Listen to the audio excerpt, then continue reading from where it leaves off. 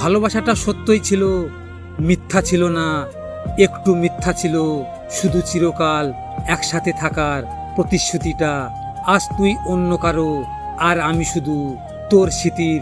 কষ্টটা এই জন্য না যে তুই নেই, কষ্টটা এই জন্য তুই এত সহজে ভুলে যাবি।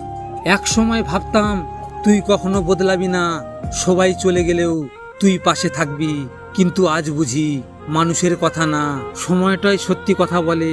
আজ তুই নেই, কিন্তু তোর দেওয়া স্মৃতিগুলো এখনো আছে, যেগুলো রাতে ঘুমাতে দেয় না।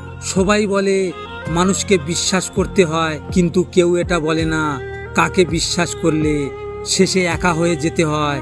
আমি শিখে গেছি সবাইকে নিজের মতো ভাবা যায় না, কারণ সবাই নিজের মতো না। যখন সবচেয়ে বেশি দরকার হয় তখন কেউ পাশে থাকে না। কিছু মানুষ শুধু সুখে পাশে থাকে, দুঃখে হারিয়ে যায়। যদি ভাগ্যের সাথে কথা বলা যেত তাহলে আমি শুধু একটা কথাই বলতাম, আচ্ছা ভাগ্য, তুই আমার বেলায় এতটা নিষ্ঠুর কেন?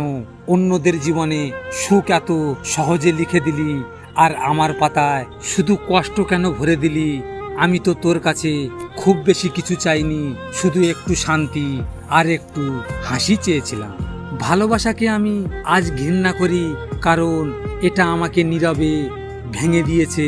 তবুও যে মানুষটা ছেড়ে চলে গেছে তার জন্য আজও বুকের ভেতর ভালোবাসা রয়ে গেছে। হাজার কষ্টের মাঝেও তাকে ভুলতে পারিনি। মনে হয় সেই ছিল আমার সবচেয়ে সত্যি অনুভূতি। ভালোবাসা হয়তো নিঠুর, তবুও তাকে আজও ভালোবাসি। লজিক মোটিভেশন থেকে আমি গোপাল। যদি আপনাদের সাথে এমন ঘটনা ঘটে থাকে তাহলে মন খারাপ করে বসে থেকো না। মনে রেখো, সময়ের সাথে সাথে সব কিছু বদলে যায়। ভিডিওটি শেয়ার করো তোমার প্রিয় মানুষের সাথে, অথবা যে তোমার ভালোবাসাকে অবহেলা করেছে তার সাথে।